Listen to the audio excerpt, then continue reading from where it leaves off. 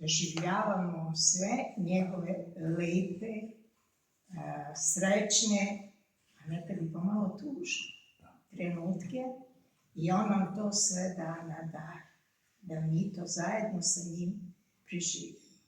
To je za nas velika čast. Hvala. A ja sada, da bi šta sam ja videla u ovim njegovim pesmama, ko je zapravo Živko. Sad ću da vam pročitam.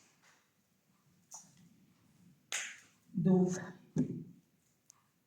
Uhvati me ako umeš, reče Duga divnih boja, pa ćeš lakše da razumeš gde nastaje boja moja. Dva početka ili dva kraja ima ova lepotica, divna lepa, ko iz raja, brzo leti kao ptica.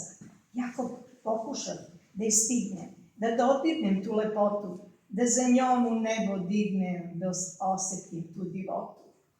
Čim joj priđeš malo bliže, za dva brda siđe niže, odleprša kao ptica, ta predivna lepotica. Ali kažu babe stare, ne jurite je, deco džabe, niko još joj nije prišao, ma koliko brzo išao. Zato sedoh ja na kamen, da je gledam kako sija, predivan je taj njen plamen, dok je gledam, baš mi prija.